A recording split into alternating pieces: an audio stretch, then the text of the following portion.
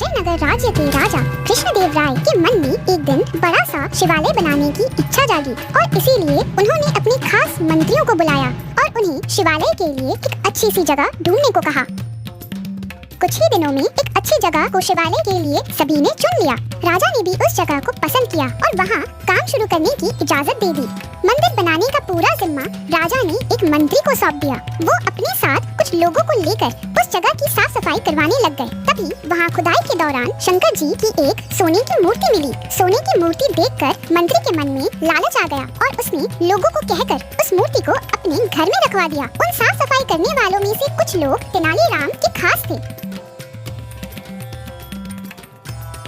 उन्होंने सोने की मूर्ति और मंत्री के लालच के बारे में तेनालीराम को बता दिया। इन सारी बातों का पता चलने के बाद भी तेनालीराम ने कुछ नहीं किया। वो बस सही वक्त का इंतजार करते रहे। कुछ दिनों के बाद मंदिर के लिए सुनिश्चित की गई जगह पर भूमि पूजन करने का मुहूर्त निकाला गया। सब कुछ अच्छे से होने के बाद राजा दरबार में अपने मंत्रियों के साथ मंदिर के लिए मूर्ति बनवाने की बातचीत करने लगे।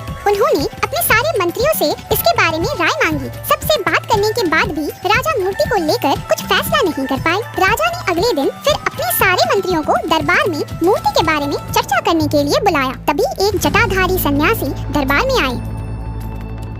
हे मुनिवर, आपका हमारे दरबार में स्वागत है। बताइए मुनिवर, मैं आपकी क्या सेवा कर सकता हूँ? हे राजन, मुझे स्वयं महादेव ने भेजा है। मैं जानता हूँ कि आप लोग शिव मंदिर बनाने की सोच रहे हो और वहाँ स्थापित करने के लिए मूर्ति कैसी हो उस पर चर्चा कर रहे हो। इसी वजह से मैं यहाँ आया हूँ। जटाधारी सन्यासी की बातें सुनकर दरबार के सारे मंत्री चौंक गए। तभी सन्यासी ने राजा से कहा, राजन, भगवान शिव ने मुझे खुद आप लोगों की परेशानी दूर करने के लिए स्वयं यहाँ भेजा है। क्या खुद भगवान शिव ने आपको हमारी मदद करने भेजा है? हाँ राजन, स्वयं महाकाल ने मुझे भेजा है। शिव शंभू ने कहा कि उन्होंने अपनी एक सोने की मूर्ति आपके लिए भेजी है। तभी जटाधारी सन्यासी ने अपनी उंगली एक मंत्री की तरफ दिखाते हुए कहा कि राजन, उस मूर्ति को भगवान ने इस मंत्री के घर में रखा है। आप उसी सोने की मूर्ति की प्राण प्रतिष्ठा कीजिए। बस यही संदेश देने मुझे खुद भगवान शिव ने यहाँ भेजा था। अब मुझे जाने की आज्ञा दीजिए राजन। जरूर प्रभु, आपका बहुत बहुत धन्यवाद। क्या मैं आपकी और कोई सेवा कर सकता हूँ मुनिवर? नहीं राजन, अब मैं चलता हूँ। इतना कहकर सन्यासी वहाँ से चले गए। सन्यासी की बात सुनकर वो मंत्री डर के मारे कांप रहा था। वो मन ही मन सोचने लगा कि इस जटाधारी को आखिर मूर्ति के बारे में कैसे पता चला होगा। अब उसे राजा के सामने ये बात स्वीकार करनी पड़ेगी कि खुदाई के दौरान उसे सोने की मूर्ति मिली थी। इन सब बातों के होने के बाद महाराज ने दरबार में नजर दौड़ाई और तेनालीराम को ढूंढा, लेकिन तेनालीराम कहीं नजर नहीं आए। तभी कुछ देर बाद तेनालीराम दरबार में आए। उन्हें देखते हुए सब जोर जोर से हंसने लगे। तभी एक मंत्री ने कहा, अच्छा, तो यही थे वो जटाधारी सन्यासी। आपने अपनी जटाएं और कपड़े तो उतार दिए, लेकिन माला उतारना भूल गए सन्यासी महाराज। सबको हंसते देख महाराज भी मुस्कुराने लगे और तेनालीराम की तारीफ करते हुए मंदिर का काम करवाने की जिम्मेदारी भी उन्हीं के कंधों पे सौंप दी। इस कहानी से हमें ये सीख मिलती है कि लालच करना गलत है।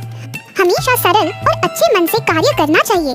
ऐसा करने से लोगों के सामने कभी शर्मिंदा नहीं होना पड़ता। राजा क्रिस्टियन अपने मंत्री जैक की अक्लमंदी और हाजिर जवाबी से अच्छी तरह से परिचित थे। इसीलिए महाराज कई बार जैक से ऐसे सवाल पूछ लेते थे जिसका जवाब देना मुश्किल होता था। कोई और होता तो महाराज के सवाल सुनकर अपना सर पकड़ लेता, लेकिन जैक के पास तो जैसे हर मर्ज की दवा थी और हार मानना जैसे जैक को आता ही नहीं था। राजा क्रिस्टियन अब जैक को अपना पसंदीदा औहदेदार मानने लगे थे। इसी बात को लेकर राज दरबार के कई मंत्री जैक पर चलने लगे और जैक के खिलाफ षड्यंत्र रचने की साजिश करने लगे थे। राजगुरु, क्या देखा आपने? ये कमबख्त जैक महाराज के कितने विश्वास पात्र हो चुका है। हाँ, मैं तो देख ही रहा हूँ। इस कमबख्त ने क्या जादू किया है महाराज पर, क्या पता। महाराज को लगता है कि उसके जैसा चतुर और अक्लमंद कोई मंत्री ही नहीं है दरबार में। राजगुरु, कुछ करना होगा, नहीं तो हमारी गिनती तो आम लोगों की तरह हो जाएगी दरबार में। हाँ खजिन जी, कुछ तो करना ही होगा, नहीं तो ये कमबख्त हमें चैन से जीने नहीं देगा। और देख रहे हो ना तुम कि कैसे बात बात पर महाराज से 1000 सोने के सिक्के प्राप्त करता है वो। हाँ राजगुरु, आप कोई ऐसी चाल चलिए जिससे ये साबित हो जाए कि ये कोई अक्लमंद मंत्री नहीं है। हाँ खजिन जी, आप देखना, उसे भरे दरबार में मैं ऐसे फंसाऊंगा कि फिर कभी अपनी गर्दन भी ऊपर नहीं कर पाएगा वो जैक। राजगुरु, हमारे राज्य के उत्तरी भाग में जो सूखा पड़ा था, वहाँ का मदद कार्य ठीक तो चल रहा है ना? क्या आपने इस बात की खुद पुष्टि की है? जी महाराज, आप चिंता ना करें, मैं खुद उस जगह का दौरा करके आया हूँ। आपकी प्रजा को कोई कष्ट न हो, इसकी पूरी व्यवस्था कर दी है महाराज। इंसानों के साथ साथ पशु पक्षियों के खाने का भी प्रबंध कर दिया है महाराज। बहुत अच्छे राजगुरु। लेकिन महाराज, कुछ दिनों से उत्तरी भाग में न जाने क्यों हर दिन कुछ कौवे मृत पाए जा रहे हैं।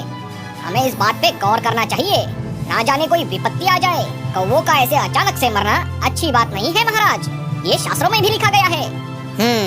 हम इसका कुछ न कुछ प्रबंध करते हैं। वैसे राजगुरु, क्या तुम मुझे बता सकते हो हमारे राज्य में कौवों की कुल संख्या कितनी होगी?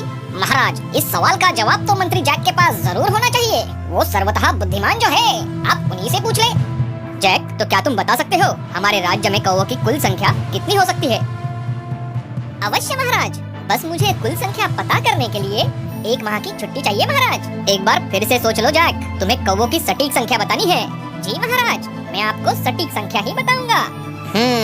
कौवों की सटीक संख्या बताना तो बहुत मुश्किल है, फिर भी देखते हैं आखिर जैक कैसे पूरे राज्य के कौवों की संख्या का पता लगाता है। महाराज, मुझे 1 महीने का समय दीजिए, मैं आपको राज्य की कुल कौवों की संख्या जरूर बताऊंगा। ये जैक मुझे जरूर मूर्ख बनाना चाहता है।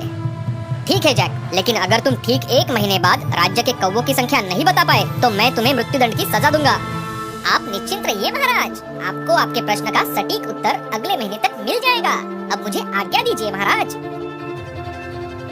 वाह वाह वाह राजगुरु, क्या चाल चली है तुमने। एक तीर से सारे निशाने साध लिए, क्या दिमाग लगाया है। वाह वाह वाह, आपका भी कोई जवाब नहीं राजगुरु। बड़ा अकलमंद समझता है ना वो जैक अपने आप को। अब देखता हूँ उसे फांसी से अब कोई नहीं बचा सकता। क्या हुआ जैक, बड़े थके हारे नजर आ रहे हो? जी महाराज, आपने काम ही कुछ वैसे दिया था। महाराज, मैंने हमारे राज्य के कुल कौवों की संख्या पता कर ली है। हमारे राज्य में कुल 2,20,021 कौवे हैं महाराज। क्या सच में हमारे राज्य में कौवों की संख्या इतनी ही है? महाराज, अगर आपको मेरी बातों पर विश्वास नहीं है तो आप किसी और से गिनवा सकते हैं।